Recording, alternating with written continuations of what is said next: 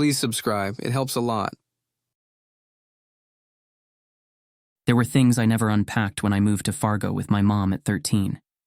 Things that still smelled like New Rockford, the kind of cold that settled in your ribs and stayed there, the muddy sweetness of field dust, the rubbery scent of basketballs on gym floors. I told myself I'd never miss it, told myself I'd burn the bridge before the town ever got the chance. 10 years went by fast. I'd built a small life in Fargo, worked in a hardware store, took classes here and there, lived alone in a square apartment above a laundromat that never fixed the machines but always smelled like fabric softener. It wasn't pretty. It wasn't much. But it was mine. Then lightning split the sky open. That night, I'd fallen asleep on the couch with a bowl of soup still warm on the table. The thunder woke me, closer than it should have been, sharper. There was no build-up, no gradual roll. 1 second the world was quiet, the next it was screaming. The building shook. A light bulb shattered in the kitchen. Then the fire alarm started its useless wail. Outside, the rain hissed sideways, pushing smoke into corners it had no business in. I grabbed my phone, my wallet. I didn't think to put on shoes. The hallway was already filling with smoke when I opened the door. I made it out barefoot, coughing into the sleeve of my hoodie, the drawstrings catching sparks as I passed another tenant pounding on someone's door. I didn't look back until I hit the curb. My apartment was gone before I even understood what had happened. Just gone. Like it had never been real. The sky pulsed with electric veins, and every flash lit up a part of me I didn't want to see. No insurance, no money saved, no choice. I called my dad. The silence on the other end of the phone stretched longer than I expected. I could almost picture him sitting at the kitchen table, coffee mug in hand, face set like it always was, closed off, weathered like the barn he never fixed up. When he said I could come back, it wasn't kindness, it was obligation, and I took it anyway. The drive to New Rockford felt like sinking. The further I got from Fargo, the tighter my chest pulled. Fields blurred by like old photos turned face down. I kept the radio off. The sky stayed gray. When I reached the city limits, the sign still leaned slightly to the left, faded from too many winters. Population. Who knows? Maybe they stopped counting. Dad's house hadn't changed. The porch sagged where it always had. The screen door still wheezed when opened. He didn't say much. He never did. A nod, a grunt. Then back to whatever show he half-watched on TV. I dropped my bag by the stairs and sat at the kitchen table until the sun dipped out. The silence in that house pressed on me heavier than the smoke. My old room was smaller than I remembered. The wallpaper peeled near the ceiling, and the bed creaked in protest when I sat down. I didn't bother unpacking. Not yet. The walls felt too close, like they remembered everything I didn't want to. Like they hadn't forgiven me for leaving. Sleep didn't come easy. I watched headlights roll across the ceiling and tried not to wonder if he still lived here. Cody. Whether he still worked at the auto shop, or if he ever thought about me after I left. We were kids. I didn't say anything then. I couldn't. I didn't even have the words. Now, at 23, I still didn't. I woke up the next morning to the town's silence pressing down on me again. Nothing moved, not the wind, not the sky. Just me, this house, and whatever I carried inside me. It was strange. I survived a lightning strike, but I felt more hollow than ever. Like the storm had taken something with it I couldn't name. Something burned out, deep inside, where it had always lived, waiting. And somewhere in New Rockford, I knew he was out there, waiting too. Cody showed up before I could decide if I wanted to see him. It happened at the grocery store. I'd walk there to buy coffee and bread because the silence in my father's kitchen wasn't something caffeine-free mornings could fix. I turned the corner of an aisle, and there he was, crouched beside a display of canned corn, arms covered in dirt and grease, his hair shorter than I remembered. He looked up. Our eyes caught, and for a second I forgot how to breathe. He stood slowly, like something unwelcome had crawled into his ribs. The corners of his mouth tightened. I waited for something. Recognition, curiosity, anger, anything human. Didn't think I'd see you here again. he said. Not a question. I shrugged. Didn't plan to be. He laughed, dry and low. Yeah, you made that pretty clear. He walked away before I could speak again. I stayed in the aisle too long, fingers pressed against the cool metal of the cart, the lights above flickering once, just once, and I blamed it on the store. The next time was worse. I found him with friends at the gas station, a circle of loud guys in lifted trucks, voices sharp with boredom and the kind of confidence that only grows in small towns where people don't leave. They saw me. Cody leaned against the passenger side, arms folded, smirking. Look who made it back from the big city, someone said. You famous now, Bryce? Heard your place got smoked. Another one made a crack about lightning following me. I didn't respond. I turned to go, but someone lobbed a half-empty soda bottle that burst against the pavement near my feet. Laughter. Then Cody's voice, quiet but clear. Watch it. He's fragile. He didn't laugh with them. He didn't stop them either. I walked home with soda on my shoes and my throat tight enough to strangle me. The sky above me looked clean, cloudless, but I felt something building anyway. Not weather, not wind. A thrum behind my ribs, faint and fast. Later that night, I sat alone in my room, sketchbook open on my lap, pencil unmoving in my hand. My fingers twitched. The ceiling light flickered once, then again. I looked up and it stopped. That happened more often in the days after. Lights responding to my pulse. TVs shifting volume without a remote. Static clinging to my fingers like dust. I told myself it was faulty wiring, old appliances, winter dry air. I told myself a lot of things. But above all, I hoped it wasn't the lightning still looking for me, looking to finish what it started. I started avoiding downtown, stayed away from the gas station, the bars. Didn't matter. They found me anyway. One night outside the post office, another in the alley behind the diner. They didn't always touch me. Sometimes words were enough, sometimes silence, but they were always there, watching, waiting. And Cody, he always stood a little behind them, not leading, but not leaving either. His face didn't match his voice. His eyes didn't match his words. He looked like someone forced to hold a weapon he didn't want to use. I remembered a time when we sat side by side in the back row of a classroom, both pretending not to glance at the other. I remembered a walk home once in 8th grade, rain starting to fall, and him saying nothing when I offered my coat. He took it anyway. I never got it back. Now he laughed when I flinched. Each night brought more static. I started hearing a low crackle when I closed my eyes, like something shifting in the walls or beneath my skin. The wind outside whispered with a voice I didn't recognize. I touched the doorknob and felt a sting. I touched the sink faucet and saw a spark jump. I thought maybe I was sick again. The kind of sick doctors don't see. Maybe this was how it started, wires crossing inside me, things unraveling, the body turning against itself in new, unkind ways. But then came the storm. The real one. Black clouds rolling in like ink spilled across the sky, the kind that changes the air, thickens it. And I stood at the window, breathing it in, feeling something familiar and terrible begin to stir. The lightning hadn't forgotten me, and somewhere in town, neither had Cody.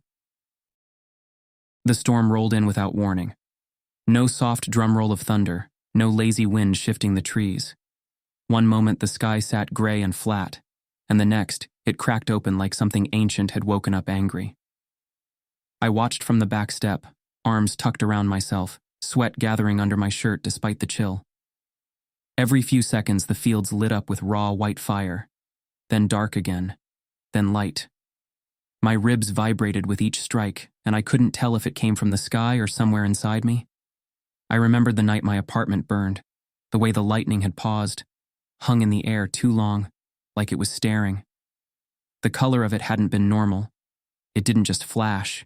It had shape, motion. It crawled. It leaned.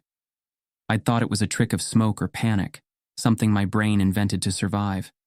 But now, standing barefoot on my dad's cracked concrete step, I knew it bent toward me. When it hit the grain elevator by the tracks, I saw it curve, truly curve, like it chose the building. Flames bloomed upward in the distance. People ran to help. I stayed frozen, watching the way the electricity peeled across the sky, like fingers searching. And something deep in me sparked in response, like it wanted to answer back. Later that night, I made the mistake of walking home the long way. Maybe I thought the storm was done. Maybe I wanted to feel the air against my face instead of that house's silence. Maybe I was tired of being afraid. They found me by the old basketball court. 3 of them. Faces I knew. Names I didn't bother to remember anymore. They stepped out from behind the bleachers like they'd been waiting for me to make this exact mistake. "You think you're better than us?" one of them asked, stepping close, already clenching his fists. I didn't answer. I turned to leave. Someone shoved me from behind, hard enough to knock the wind from my chest. I stumbled forward, caught myself on the fence. My heart punched fast and hard. I could already hear the crackling in my ears. A faint buzz, like a bad speaker left on too long. Another punch, this time to the side of my head. I hit the ground. Gravel dug into my knees. Then a voice, familiar, sharp, layered with something I hadn't heard since we were 13. "Hey, get the hell off him." Cody. He stepped between me and them, shoved the tallest one back. "You think this is funny? You think this is what we do now?" They didn't answer. One of them looked stunned. The other confused. The third one's mouth moved, but no sound came out. Cody looked down at me. For a second, something real flickered behind his eyes. "I didn't," he started, but the words dried up. And that's when the air shifted. The storm returned without warning, a thunderclap that tore the world in half. It bent toward me. Time slowed. The is a singular event when you start directly through the long end of a lightning bolt, where the world you once knew completely changes. From the outside, only a fraction of a second has passed, but in that singularity you can see forever. I felt it before I saw it. A current ripped through my arms, down my legs, into the earth. My whole body lit from the inside as I lifted 6 feet into the air. Every bone hummed with power. I didn't scream. I couldn't. The air around me sizzled. Sparks flew from the chain-link fence. Then came the strike. A single bolt hit the ground, but it came through me first. I was the conductor. The flash blinded everything. I smelled metal, smoke, and something raw. When the world stopped glowing, I looked up. They were all on the ground. Cody lay closest to me, curled on his side, his shirt singed, face slack. He was breathing, but shallow. His arm twisted at an unnatural angle. His fingers twitched. The others were worse. One didn't move at all. Another groaned, blood pooling near his mouth. I stood without help. My skin was unmarked. My pulse slow, steady. I felt hollow. The storm rolled on overhead, silent now. And I stood in the center of it all, untouched, terrified of what I'd become. The hospital smelled like bleach and warmed over plastic. I'd walked the halls 3 times before I found the room. 4th floor, end of the corridor, the light above the door flickering like it didn't want to stay lit. I stood there a long time, hand on the handle, afraid of what I'd see. Or maybe what I wouldn't. Cody was smaller in that bed, the kind of stillness people only have after something violent empties them. His arm was bandaged from shoulder to wrist, wrapped so thick I couldn't tell where skin ended. There were wires, tubes, a monitor that chirped at a slow, patient rhythm. One eye was swollen shut. His lips looked dry, cracked like he hadn't spoken in days. I stepped inside. The chair beside him groaned when I sat. I kept my hands on my knees. I didn't know if I should speak. What could I say? Sorry I became a lightning rod? Sorry I lit up like a goddamn street lamp and dropped everyone around me? I looked at his chest. It rose and fell in a steady way that didn't match the guilt dragging mine down. After a while, his good eye blinked open. I didn't breathe. He turned his head slowly, his mouth working like it forgot how to form words. Then, soft as static on an old TV, he whispered, "You didn't know?" I didn't either. That broke something in me. Not loud, not like thunder. Quiet, like the first crack in ice. I swallowed and leaned closer, careful not to bump anything. You should hate me. He didn't answer. I kept going anyway.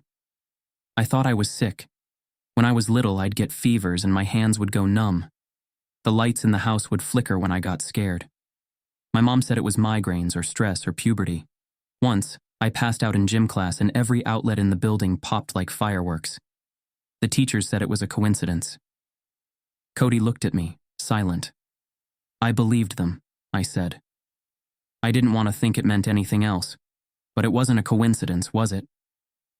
He blinked, slow. I leaned back, rubbing my fingers together. I could still feel the echo of the strike, a buzz deep in my bones that hadn't left since that night. I hurt you, I said, even if I didn't mean to. I don't know how to live with that. He closed his eye. You didn't mean to, he repeated. But it happened. I looked him up and down. I fucking destroyed you. We sat with that truth, not fighting it, letting it burn in the air between us. After a while, he said, I can't work like this. Can't do what I did. Construction's done. Coaching is long gone. I don't even know who I am without that. I'll help you figure it out. He gave a broken smile. You? Mr. Vanishing Act? Fast as lightning? He tried to hold back a painful chuckle. I nodded. I deserved that. I should have come back. After we left, I told myself there was nothing here for me anymore. But that wasn't true. You were here. He didn't answer. I won't leave again, I said. The room buzzed softly, almost like the walls were listening. I thought about the strike, how it chose me, how it spared me. Maybe it wasn't power. Maybe it was punishment. Or maybe it was some twisted gift, one I hadn't earned. Cody opened his eyes again. I don't know what we are anymore, he said, but I don't want to hate you. I looked at his bandaged arm. Then let me help you. I want to help you. Outside the window, lightning flashed far off in the distance, a dull glow behind the clouds. But the thunder never came. It waited, like everything else, to see what I would do next. We didn't talk much in those first few weeks. There were stretches of silence so long it felt like they might last forever, interrupted only by nurses, footsteps, the distant shuffle of wheelchairs. But Cody kept waking up, kept healing. Bit by bit, inch by inch, like he was reclaiming his body one cell at a time. And I stayed. I stayed when the bandages came off and left behind a map of scars. I stayed through the bad nights, when pain made him curse through clenched teeth and throw the plastic water cup at the wall. I even stayed when he told me to leave, because he didn't really mean it. Because I'd meant what I said. The power inside me never left either. It came and went in flashes, small ones, manageable ones. A light bulb surging brighter when I walked in, radio static following me like a song I couldn't remember the words to. Once, during physical therapy, Cody slipped trying to stand. I reached out without thinking, and something warm moved through my hand. His leg steadied. The therapist chalked it up to adrenaline. Neither of us spoke about it. But he looked at me different after that. Like maybe I wasn't only the reason he broke. Maybe I could be part of how he rebuilt. The town talked, but not to me. I heard the whispers. Freak accident, weird electricity, God's wrath. But I stopped caring. I had work to do. Helping Cody was slow, uneven work. There were days he could take 5 steps, and others when even one looked impossible. But every time he tried, he looked at me like I'd better be there to catch him. And I was. Summer came late that year, dragging its feet behind the cold. One night in July, the air turned thick again. A storm gathered at the edge of the sky, low and bruised. Cody and I climbed the hill behind his house. His walk was unsteady, but his hand in mine made it steadier. We sat on the grass, breath quiet, watching lightning sketch itself across the horizon. The air trembled, like something ancient remembering how to speak. He leaned into me, his shoulder touching mine. Think it's coming here? I looked up. I think it goes where it wants. We sat in silence a while longer. Then he said, "Are you scared?" I thought about it. "No," I said. "Not anymore." He turned to me. "Why?" "Because I'm not alone."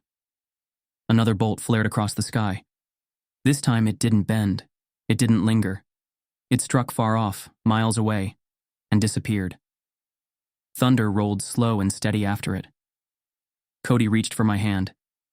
"You think it's ever going to stop?" "I don't know. Maybe it's not supposed to." We watched the storm build, watched the stars disappear behind the clouds. But we didn't move. We didn't run. The wind picked up. Leaves rustled like voices. I could feel the hum in my chest again, but it didn't scare me this time. It didn't hurt. It warmed. Something in me sparked, but it didn't scream to be released. It rested. Cody stood first, wobbly but upright. "Let's go back," he said, "before it really hits." I helped him down the hill, our steps uneven but together. And behind us, the storm waited. Not hunting, not haunting, only watching, only listening, and maybe somehow learning too.